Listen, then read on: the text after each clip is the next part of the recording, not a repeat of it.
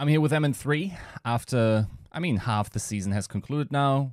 We're right the week before the Hawaii competition, even though you guys won't be going, but the mid-season madness is going to start.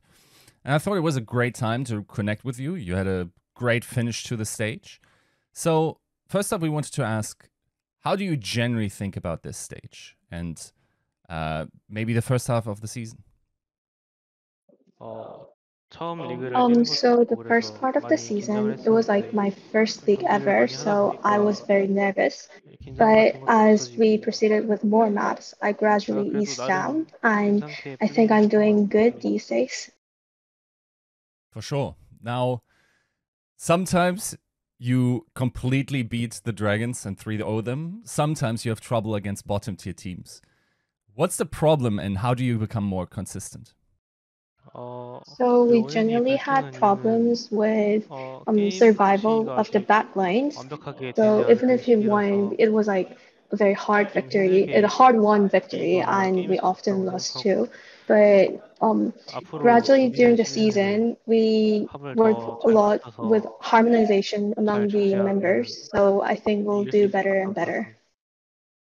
For sure. Now, early this stage, it seemed like it was going to be like a straight up Soyeon meta, but you guys split playtime between Carpe and you. Does that mean that should teams do that, or should teams really focus on one player? What's the reason why you chose that, and do you think that was a mistake? He believes that if it's a character fixed meta, it should be better that one player has a fixed role as playing one character. Right. Now, you recently had a stellar performance against the Seoul Dynasty, especially like on New Queen Street and then on Circuit Royale. You were completely lights out there. Western fans have talked about that they probably haven't seen a hitscan performance like this since peak Arn's days in Season 3. What do you think of these comparisons, and what do you think about that match?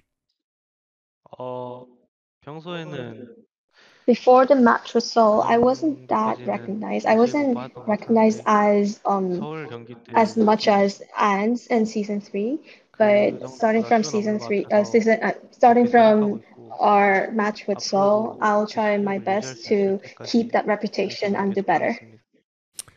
What do you do to keep up your aim? Because you're clearly known for these strong mechanics. Do you have a practice schedule that you do outside of scrims? Do you practice with other software like the aim labs and maybe even workshop maps in Overwatch? What do you do to keep your aim crisp?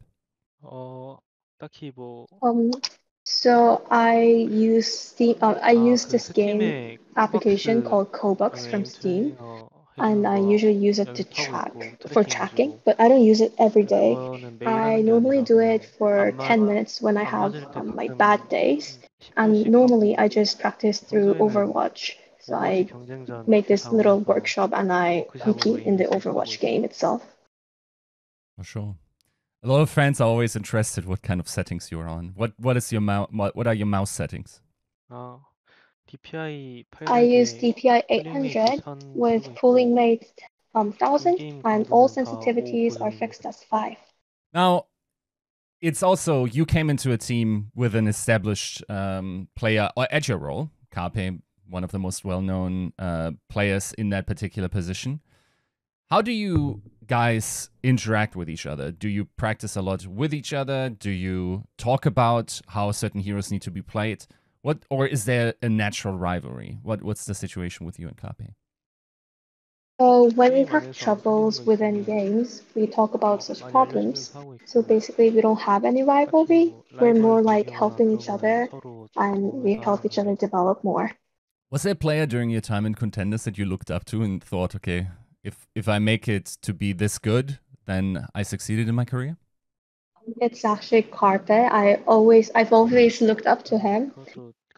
In fact, I never used 903 mouse before, but I saw Carpe using it while he was like playing Widow, and that's when I started to use mouse like 903 mouse. So Carpe is my role model. Very nice. We have to inject a question because Avril asked, the Overwatch League caster, Why are you called MN3?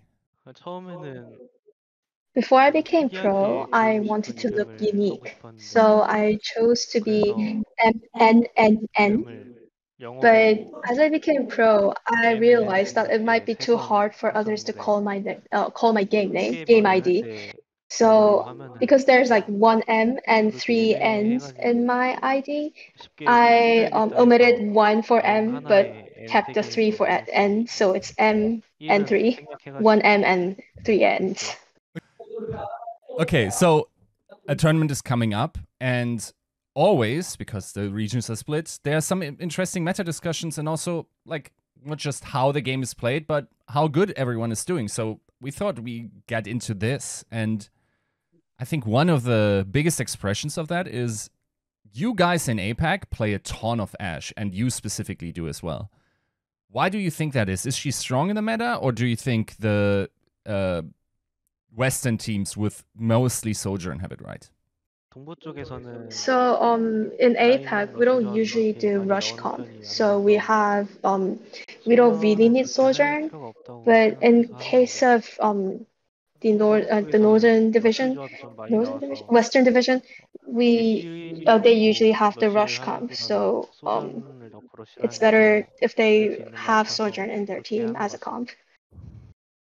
Speaking of, at least two teams in the West that will be attending are playing the Reinhardt comps. Is this something that you're concerned about? Because, I mean, we could argue that there aren't rush composition teams in the East to that degree as the London Spitfire and the Gladiators are.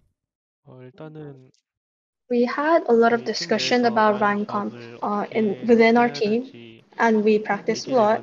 So I don't think we will have hardships against Ryan comp. Early in the season, you guys had some trouble finding practice partners. One could imagine you're just 6 Overwatch League teams. You're playing 2. That means you can at best scrim 4 other teams. Contenders didn't have access to the game yet. Do you think this struggle of having less opponents made it so that, theoretically speaking, APAC, maybe for the first time, could be behind, and this weekend is going to be a rude awakening? We do believe that practice makes perfect, but it's also quality over quantity. So what matters the most is how much you learn from each scrim. So we might not be dominated by the Western team. Sure. Now, next week, you're going to meet the best teams in the world. Is there a particular player or team you're looking forward to play? I would love to meet Proper. Is that because in some ways, one could say the Philly Fusion is the old T1 and the San Francisco Shock is the old O2. Is this a rematch that you never got because of COVID? Not really about the rivalry. It's just that they're a really strong team and they're winning a lot of matches. So I would just want to experience how strong that team is. Now, as a last question, we want to know, and I guess we have to ask it this way. If you cannot say your own team, who do you think will win the mid-season madness? Probably Gladiators. Sweet. Why do you think that? Can you explain? I believe that Ju and Skewed will have a great organization because they played together since last year. So they'll contribute a lot to their team and make their team strong. Awesome. Then we hope to see the Gladiators fight against the Philly Fusion in the mid-season finals. And thank you for the interview. 감사합니다. 감사합니다.